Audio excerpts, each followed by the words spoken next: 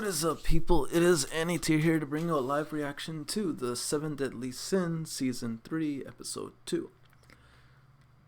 I'm not gonna lie to you, this episode was a lot better. This was a lot better. In comparisons to last episode, this one was a lot better.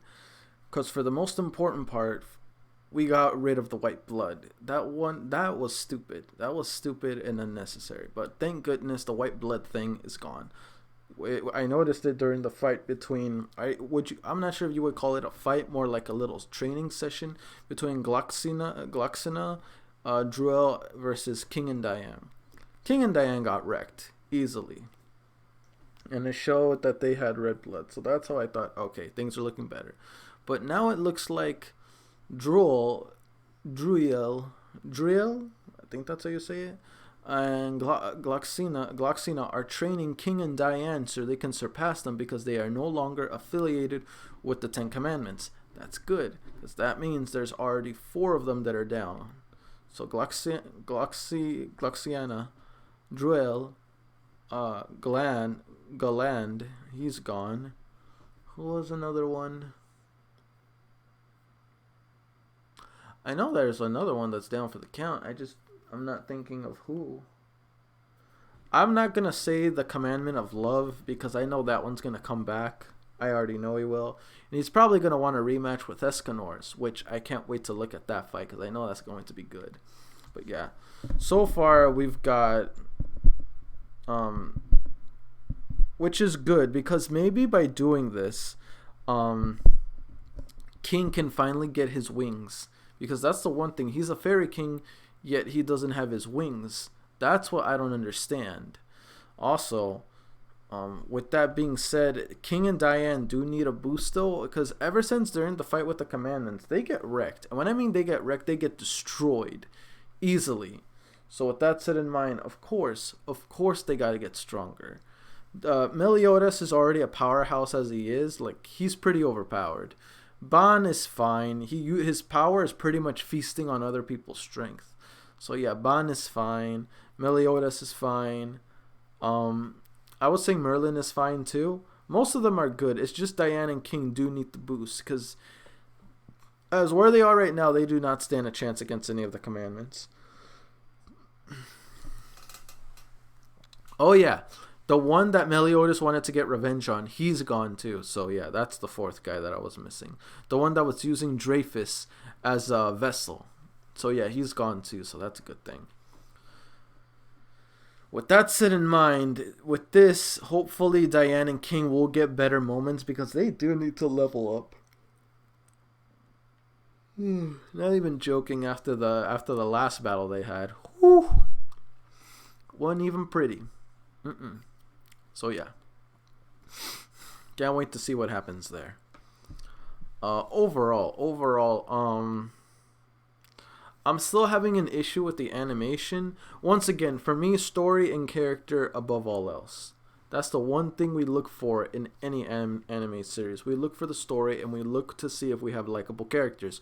We have plenty of likable characters and the story is not doing that bad. It's just, I'm just so used to the raw, epic, fluid, smooth animation that the 7 Deadly Sins is known for since this first season, that seeing this drastic change is almost bothersome.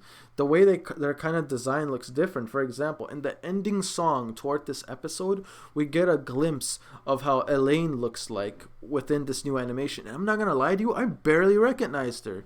She looked completely different from what I'm used to. So there's an issue there because characters don't look as well as they normally would have. Meliodas looks a bit taller in my opinion, and not to mention looks a bit more rounded on the face. Colors look off.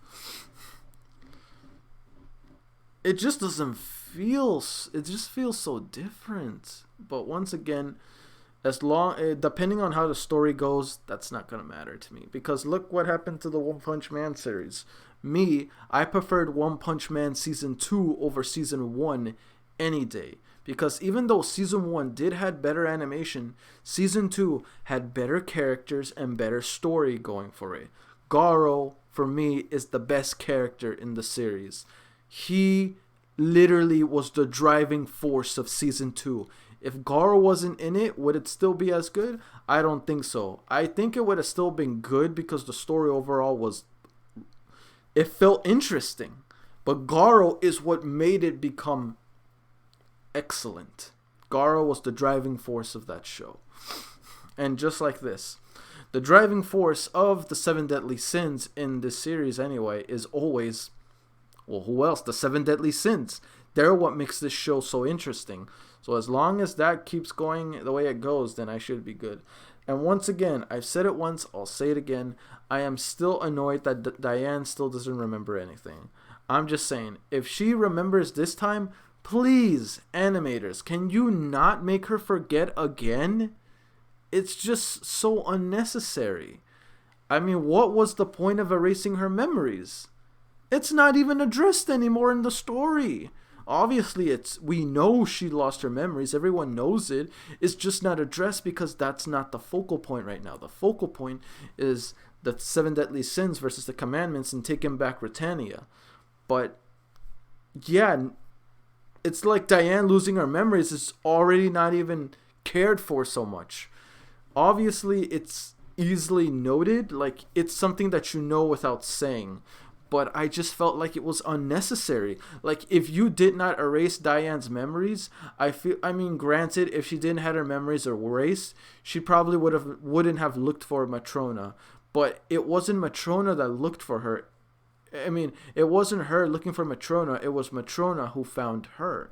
So either way, I feel like, I don't know. It's kind of hard to say.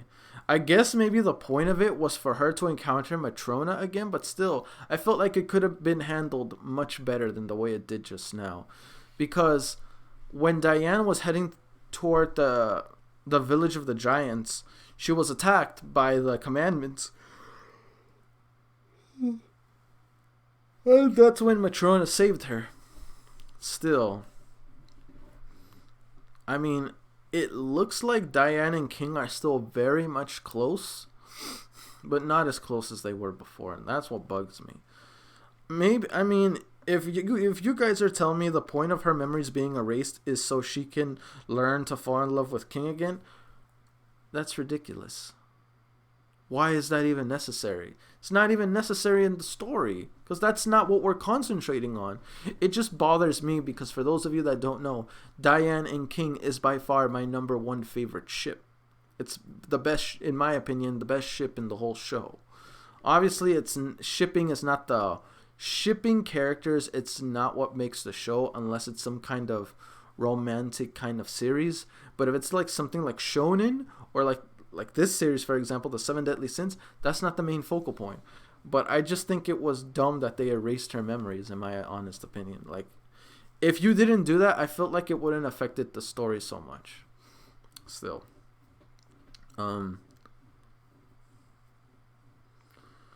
Zeldris is still playing king of my chair so far, I'm assuming, while he's looking after the, I don't know why I keep forgetting his name. Maybe because the name is so complicated to me.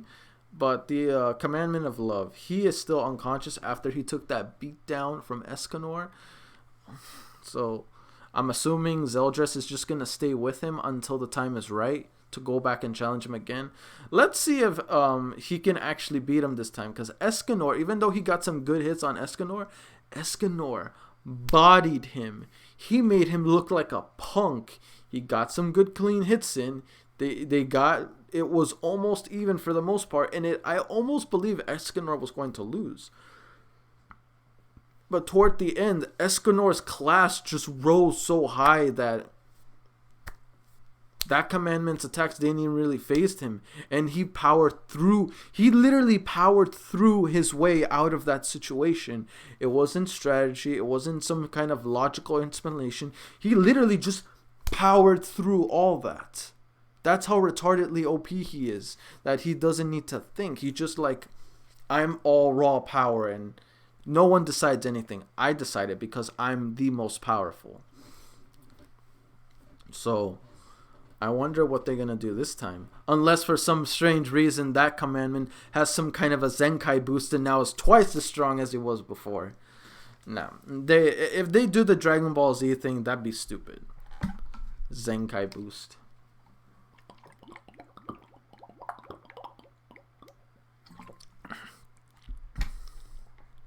I was never a huge fan of Zenkai boost. I mean, it was alright at first. But the fact that a Saiyan goes through a life or death situation and comes back even stronger than before, I don't know. I just thought I was never a huge fan of that kind of thing. But I guess it's what the Saiyans needed in order to be able to fight strong enemies. After all, Saiyans are a warrior race. Anyway, I don't know why I'm going on the topic of Dragon Ball Z or Dragon Ball in general, but yeah, I just wanted to let that out there. Anyway, let's just get into the questions. If there's one main issue you have about Season 3 that was known in Season 2 or known in Season 1 and continued on to Season 2, that wording was wrong. Hold up, let me rephrase that. If you had an issue with Season 3 that happened either in this episode or carried over from the previous episode, let me know what that issue is. It could be a character, it could be something done with the animation, the story, action, all that. Like, let me know if there's one thing that hinders you or bothers you relating to this show, or not this show, this Season 3. Let me know. And you can tell me more than one thing, but don't go crazy in the comment section. Question 2.